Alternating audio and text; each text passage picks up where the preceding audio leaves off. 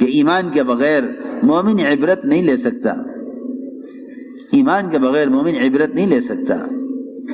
اسی لیے فرمایا کہ اللہ کو نہ جاننے والوں پر، اللہ کو نہ جاننے والوں پر جو حالات آتے ہیں، حدیثی مثال دے کر فرمایا کہ ان کی مثال اس جانور کی طرح ہے جس کو کھول دیا جائے اور باندھ دیا جائے، اس کو نہیں معلوم کہ کیوں کھولا گیا، کیوں باندھ دیا گیا۔ جی ہاں، اللہ کو نہ ماننے والے جو اللہ کو نہیں جانتے ہیں، ان پر آنے والے حالات کی مثال بہت اچھی مثال دی ہے حدیث میں، کہ ان پر آنے والے حالات کی مثال ایسی ہے جس جانور کو باندھ دیا جائے اور کھول دیا جائے تو جانور نہیں جانتا کہ اسے کیوں باندھا گیا، کیوں کھول دیا گیا۔ اور آپ حضرات جانتے ہیں، آپ جانتے ہیں کہ اگر بھینس دودھ روک لے تو اس کے بچے کو کھول کر لاتے ہیں، وہ بچہ تھن میں منہ لگا دیتا ہے، بھینس دودھ چھوڑ دیتی ہے، اور جب وہ دودھ دینے لگتی ہے تو بچے کو لے جا کے باندھ دیا جاتا ہے۔ اس بچے کو نہیں خبر کہ اسے کیوں لایا گیا تھا، کیوں لے جایا گیا۔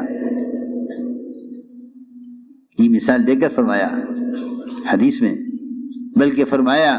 کہ مومن کی مثال اور ایمان کی مثال اس گھوڑے کی طرح ہے جس کا پیر باندھ دیا جاتا ہے کھوٹے میں اور لمبی رسی کر کے اس کو چھوڑ دیا جاتا ہے سرسبز علاقے میں، وہ اس میں کھاتا پھرتا رہتا ہے یہاں تک کہ جب اس کے پیر کو جھٹکا لگتا ہے اور رسی پوری ہوتی ہے، کیونکہ آگے حد ہے، آگے کھیت دوسرے کا ہے، اس کو اس سے آگے نہیں جانا ہے۔ اللہ رب العزت نے بھی اسی طرح، اللہ تعالیٰ نے حدیث میں آتا ہے کہ اللہ نے اسی طرح چراگاہیں متعین کی ہیں۔ مومن کی چراگاہ یہ ہے، مومن کی چراگاہ یہ ہے، فرمایا کہ اللہ نے حدود قائم کی ہیں، اللہ نے حدود قائم کی ہیں۔ اللہ کی چراگاہیں وہ اللہ تعالیٰ کے احکام اور حدود ہیں۔ اللہ تعالیٰ نے حدود قائم کی ہیں کہ تمہیں یہاں سے آگے نہیں بڑھنا ہے۔ اس پر رسی جو تنگ ہوتی ہے، اس پر رسی تنگ ہوتی ہے، تجارت میں، زراعت میں، حکومت میں، سرمایہ داریوں کے نقشوں میں، یہ ملکوں میں کمانے کی غرض سے جاتے ہیں، وہاں کمائی کے نقشوں میں تنگیاں، وہاں سے واپس یہ سوچ کر آ جاتے ہیں کہ اس ملک میں کمانا مشکل ہے۔ حالانکہ جو کہیں کہ جس طرح موت انسان کے آگے آگے چلتی ہے،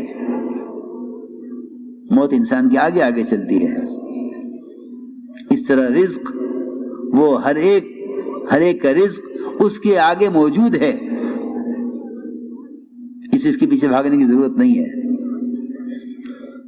جس طرح موت یقینی ہے، رزق اس کا مقدر اور یقینی ہے، لیکن جو لوگ حالات سے عبرت نہیں لیتے ان کو ان کے حالات اور گناہوں کی طرف لے جاتے ہیں۔ تو میں نے عرض کیا کہ اللہ رب العزت جتنی بھی کمائی کے نقشے ہیں، ان نقشوں میں تنگیاں لاتے ہیں ان کو سمجھانے کے لیے، ان کو سمجھانے کے لیے۔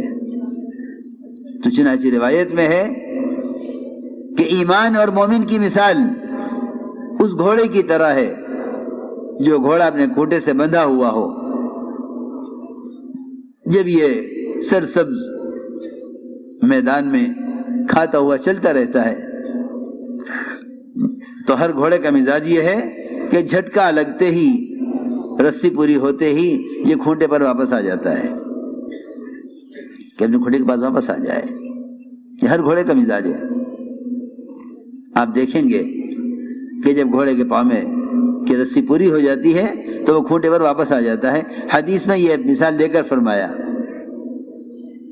یحول ثم یرجع الی آخیتہ، کہ میدان میں گھومتا رہتا ہے اور جب رسی پوری ہوتی ہے تو پلٹ کر کھوٹے پر آ جاتا ہے۔ لیکن میرے دوستوں، بزرگوں، عزیزوں، اس زمانے میں مسلمان جن حالات سے بھی گزرتا ہے، ان حالات میں ان حالات سے عبرت نہ لے کر راستے کی طرف نہیں آتا۔ اس لیے فرمایا کہ حالات عالم کا تعلق کائنات کے نقشوں سے نہیں ہے، حالات عالم کا تعلق براہ راست مومن کے بدن سے نکلنے والے اعمال سے ہے۔ ایک صحابی کی نظر پڑی ایک عورت پر، ابھی میں نے عرض کیا کہ معاملات میں تنبیہ کرتے ہیں تجارت میں نقصان لا کر، معاشرے میں تنبیہ کرتے ہیں معاشرے کی لائن کے حکم کے ٹوٹنے پر۔ تو جیسے نظر پڑی اس عورت پر، ادھر صحابی کا سر دیوار سے ٹکرا گیا، سیدھا آپ خود میں حاضر ہوئے، آ کے عرض کیا کہ یا رسول اللہ میری نظر پڑی ایک لڑکی پر۔ اس نے فوراً کہا کہ نہیں، میں اسلام آ گیا ہے، میری طرف مت دیکھو۔ ابھی میں دیکھ ہی رہا تھا اس کی طرف کہ میرا سر دیوار سے ٹکرا گیا، یہ کیا ہوا؟ میں اور آپ اس پر غور کریں کہ ایک صغیرہ گناہ، چھوٹا گناہ، ایک چھوٹا گناہ، صرف اتنا کہ لڑکی کو دیکھ لیا، اس پر اللہ رب العزت کی طرف سے فوراً تنبیہ ہوئی کہ اس وقت تمہارا سر دیوار سے جو لگا ہے یہ کوئی اتفاقی طور پر نہیں ہو گیا۔ میں کچھ ضروری بات عرض کر رہا، ہماری جو آنکھ نہیں کھل رہی ہے، ہماری جو آنکھ نہیں کھل رہی ہے، اس کی اصل وجہ یہ ہے کہ بڑی سے بڑی بات پیش آ جاتی ہے، کہتے ہیں کہ یہ تو اتفاق سے ہو گیا، دنیا میں تو یہ ہوتا ہی ہے، دنیا میں تو ہوا کرتا ہے، اتفاق سے ہو گیا، ایسا ہونا تو نہیں تھا مگر اتفاق سے ہو گیا، ایسا ہونا تو نہیں تھا مگر اتفاق سے ہو گیا۔ سنو، مولانا جی ایسا فرماتے تھے اتفاق سے ہونا ہی دہریت ہے، اتفاق سے کچھ نہیں ہوتا، اتفاق سے ہونا ہی دہریت ہے، اتفاق سے کچھ نہیں ہوتا، جو کچھ ہوتا ہے اللہ کے کرنے سے ہوگا اور تیرے عمل پر ہوگا۔ ما اصابک من سیئۃ فمن نفسک، کہ تیرے حالات کے بگاڑ کا، سدھار کا تعلق باہر کی شکلوں سے نہیں ہے۔ تو لوگ یہ کہہ کر گزر جاتے ہیں کہ دنیا میں تو حالات آیا کرتے ہیں، اچھے برے نہیں۔ ایک لڑکی کی طرف نظر پڑی اور دیوار سے سر ٹکرایا، آ کے عرض کیا، آپ نے فرمایا اللہ تعالیٰ کا یہ معاملہ ہے مومن کے ساتھ کہ جب اس سے کوئی گناہ ہوگا تو اللہ تعالیٰ فوراً دکھلا دیں گے کہ تجھ سے یہ گناہ ہوا ہے، یہ کام غلط ہوا ہے۔ اس لیے میرے دوستو عزیزو، حالات مایوس ہونے کے لیے نہیں ہوتے، حالات مایوس ہونے کے لیے نہیں ہوتے، اور حالات گناہوں کے اسباب کی طرف جانے کے لیے نہیں ہوتے، اور حالات حکم توڑنے کے لیے نہیں ہوتے، بلکہ حالات راستے پر آنے کے لیے، تنبیہ کے لیے، حالات حکم پر آنے کے لیے ہوتے ہیں کہ تمہارے حالات تمہیں حکم پر لاویں۔ اس لیے میرے دوستو عزیزو، سب سے بنیادی بات یہ ہے کہ ہر قسم کے حالات سے نکلنے کے لیے